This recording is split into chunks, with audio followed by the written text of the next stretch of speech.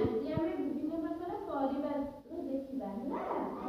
ପରିବା ଆଉ ତାର ରଙ୍ଗ କଣ କଣ ଜାଣିବା। ମୁଁ ଏଠି ଗୋଟେ ଗୋଟେ ଦେଖଉଛି। ଏଇଟା ହଉଛି ଦେଖ କଖାରୁ। ସମସ୍ତେ ଦେଖ କଖାରୁ ଦେଖିଲ। ୟାର ରଙ୍ଗ କଣ? ହଳଦିଆ ନାଇଁ। ଏଇଟା ହଉଛି ପାଚିଲା କଖାରୁ, ପାଚିଲେ ହଳଦିଆ ଆଉ କଞ୍ଚା ଥିଲା ବେଳେ ନେଳିଆ ହେଲା। ଏଇଟା ହଉଛି ବାଇଗଣ। ବାଇଗଣ ଦେଖ ସମସ୍ତେ ଦେଖିଲ। ବାଇଗଣର ରଙ୍ଗ କଣ? ବାଇଗଣୀ ନାଇଁ ନା ପିଲା। ଏଇଟା ହଉଛି ପୋଟଳ। ପୋଟଳ ଦେଖ ଦେଖିଲ। ପୋଟଳର ରଙ୍ଗ କଣ?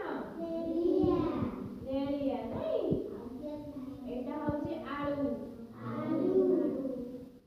ଆଳୁ ଦେଖିଲ। ଆଳୁର କୋଉ କଲର? ମାଟିଆ କଲର।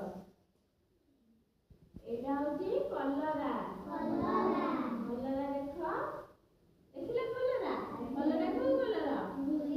ନେଳିଆ କଲର ହେଲା। ଏଇଟା ହଉଛି ଭେଣ୍ଡି। ଭେଣ୍ଡି ଦେଖ। ଭେଣ୍ଡି ଦେଖିଲ। ଭେଣ୍ଡି କୋଉ କଲର? ନେଳିଆ ନାଇଁ। ଏଇଟା ହଉଛି ଗ୍ରୀନ ମଟର। ଦେଖ ମଟର ଛୁଇଁ ଦେଖିଲ। ୟାର ରଙ୍ଗ କଣ? ଗ୍ରୀନ। ଏଇଟା ହଉଛି କୋବି।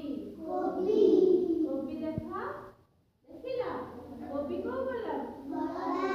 ଧଳା ହେଲା। କୋବିର ରଙ୍ଗ ହଉଛି ଧଳା। ଇଏ ହଉଛି ବନ୍ତଳ କଦଳୀ ହେଲା। ଆମେ ଯୋଉ କଞ୍ଚା କଦଳୀ ବା ବନ୍ତଳ କଦଳୀ କହୁ ହେଲା। ଦେଖିଲ। ଇଏ ହଉଛି ନେଳିଆ ଆଉ ପାଚିଲେ ହଳଦିଆ। ଯୋଉ କଦଳୀ ଖାଆନ୍ତି ସେ ହଳଦିଆ। ଏବେ ଜାଣିପାରିଲ? ସବୁ ପଚାରୁଛି କହିଲ। କୋବିର କୋଉ ରଙ୍ଗ?